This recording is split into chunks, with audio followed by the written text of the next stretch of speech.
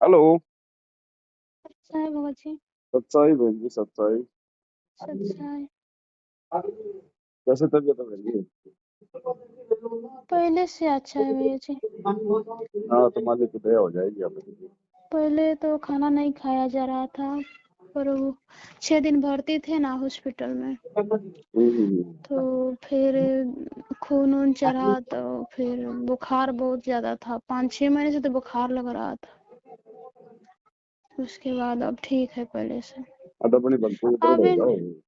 अभी भी दवा बहुत ज़्यादा दिया है, तो दवा क्या करूँ? जब नहीं खाती हूँ ना, तो पूरा देह में, शरीर में दर्द होने लगता है। देखो, जब तक दवा काम कर रही है तब तक खाओ दवा। अच्छा। और जब दवा काम करना बंद कर दे तो फिर उनको फेंक दो। अच्छा जी, तो ऐसे जब दवा खाती हूँ पूरे शरीर में दर्द होने लगता है, दवा बहुत ज्यादा दिया है। कोई नहीं, जैसा भी है मालिक से प्रार्थना करो, परमात्मा क्या प्रेरणा कर रहे हैं उस हिसाब से अपना, लेकिन अपनी भक्ति थोड़ा ज्यादा मालिक दया करे। थोड़ा मतलब गुरु नहीं, जी का हमेशा और चिंतन मन एक में। जैसे हो गया है, और मंत्र जाप मैं नहीं कर पा रही हूँ। मुझे मन ही नहीं कर रहा है कि मंत्र जाप करूँ। नहीं नहीं, करने पड़ेंगे बहन जी, मन तो क्यों करेगा, मन तो कभी चाहेगा नहीं। हम्म, और भैया जी, एक जो मेरा जब से तबीयत खराब हुआ है, तो मेरी मम्मी माने आई है मेरे पास काम करने के लिए, काम वाम करती है, खाना बनाती है, खिलाती है। तो जगत वाली एक जैसे भगत नहीं है। तो जो परमात्मा के बारे में मैं कुछ भी, जैसे मैं, मेरा तबीयत बहुत ज़्यादा ख़राब था, तो उस समय मैं ये बोली थी कि मेरे परमात्मा ही मेरे लिए सब कुछ है, मेरे माँ बाप, मेरा सब कुछ मेरे परमात्मा है। तो मेरे मम्मी ने बहुत दुख मान रही है ये बात के लिए कि सब कुछ कर रही हूँ, हम जन्म दी हूँ मैं, और अपने भगवान भगवान रटती रहती है हमेशा, और मुंह फुला के बैठ जाती है। अब मत तो ये बहुत दिक्कत ज्यादा लग रहा ज्यादा है। कुछ मत बोलो उनको, आप अपना काम निकलवाओ उनसे खाली। नहीं, उनके उनसे मैं नहीं बोलती हूँ, जैसे मैं परमात्मा का जैसे भक्ति करती हूँ, चाहे मैं परमात्मा का नाम लेती हूँ, तो वो सोचते हैं कि उन भगवान के क्यों नाम लेती है, जन्म दी हूँ मैं, सब कुछ करती हूँ मैं, सिर्फ बोलती है कि मेरे परमात्मा ही मेरे लिए सब कुछ है। तो कुछ नहीं परमात्मा होगा। मेरे लिए सब कुछ है, तो मैं परमात्मा का ही नाम लूंगी। कुछ नहीं हो तो, ज्ञान नहीं हो तो कुछ भी सोचेंगे, उनके सोच नहीं करते, आप अपनी भक्ति में ध्यान रखो। और मुंह फुलाकर बढ़ जाती है, जैसे रोने लगती है कि हाँ, अपने भगवान के ही बोलती है कि मेरे लिए सब कुछ वही है। बुलाने तो दो मैं उसको, क्या हमारा करूँ? क्या बुलाना ये। तो है, मुझे बहुत दुख लग रहा है कि ऐसे क्यों बोल रही है बार बार। अब देखो बहन जी, छोड़ो उन बातों को, अब ये झटका था आपको एक, अभी झटके से परमात्मा ने आपको निकाल दिया है, दोबारा गलती मत कर देना कोई बहन जी, मन कर्म मचल जाएगी आप।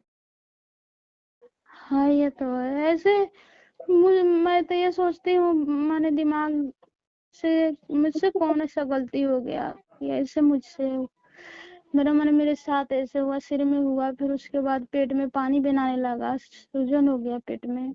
हमारे तो हमारे हमारे कुछ पिछले भी पाप कर्म होते हैं, वर्तमान में भी त्रुटियां होती ही रहती हैं, कौन सा हम पता नहीं कितनी गलतियां करते हैं।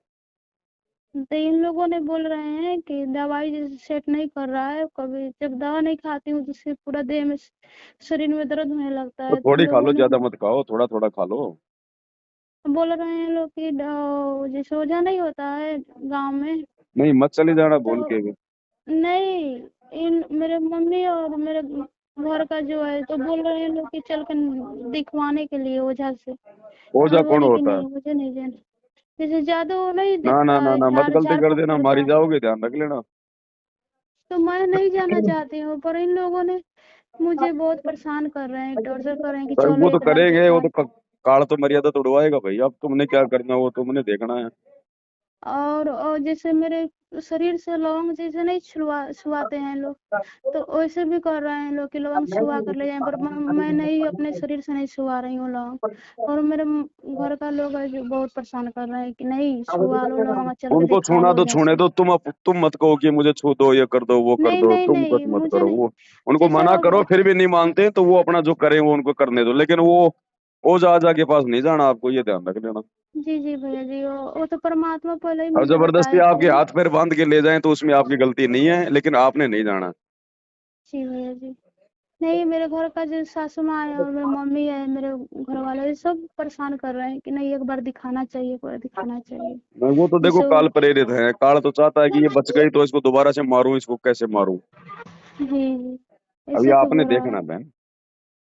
और जैसे अभी है कि मेरे मामा है, जैसे मैं हॉस्पिटल में थी, भर्ती थी, उस समय गए थे हॉस्पिटल में, बहुत हाला कर रहे थे वहां पर जाके कि ये भक्ति को छोड़ दो, नहीं तो मैं अब सारे भगवान से बोल दूंगा कि तुमको कभी ठीक ना होने दे।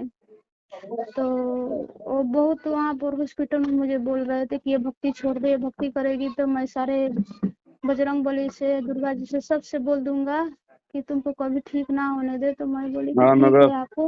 बजरंग बली और दुर्गा तेरे बाप के नौकर है जो तेरी बात मानेंगे। हाँ, वो मुझे बहुत धमकी दे रहे थे।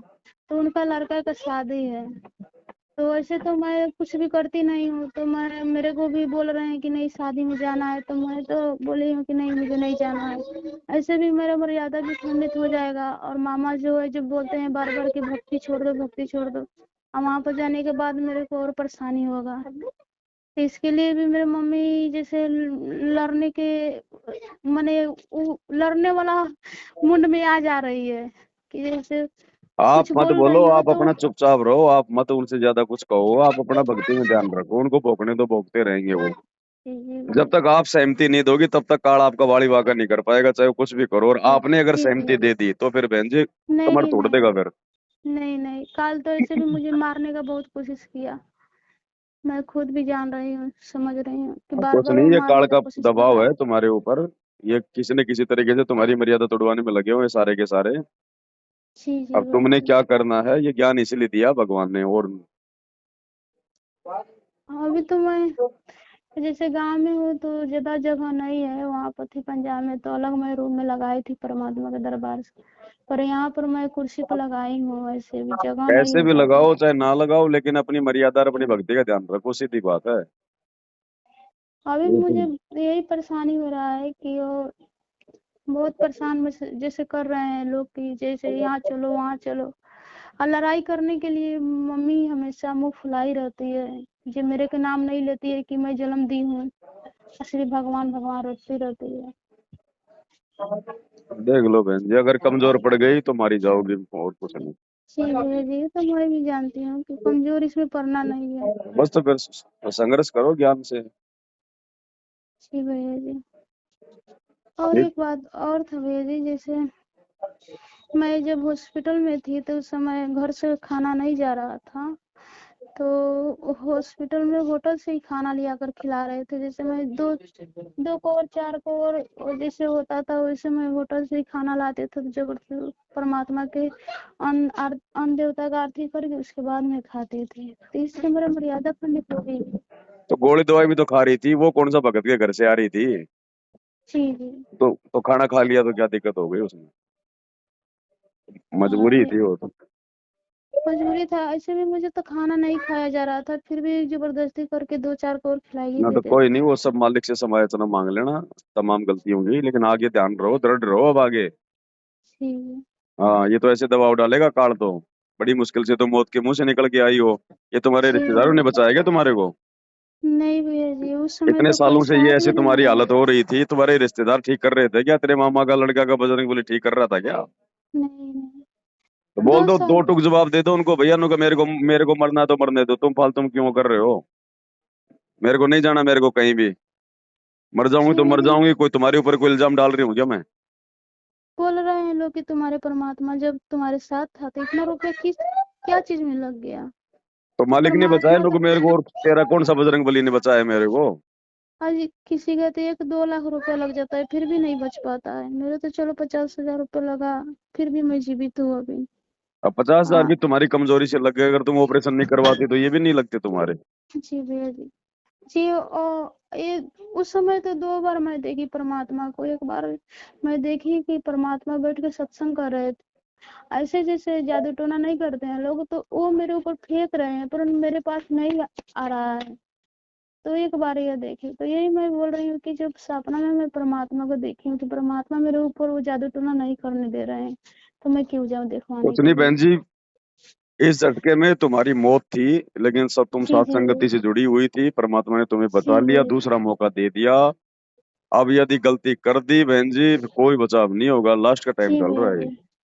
हाँ, ये तो मेरा मौत ही था, क्योंकि मेरा कोई भी मुझे देखता था ना तो बोलता था कि ये नहीं बचेगी, खत्म हो जाएगी। मेरे पेट पूरा चढ़ा हुआ था, जैसे पेट इतना बड़ा निकला हुआ था कि सब कोई बोल रहा था कि ये नहीं बचेगी।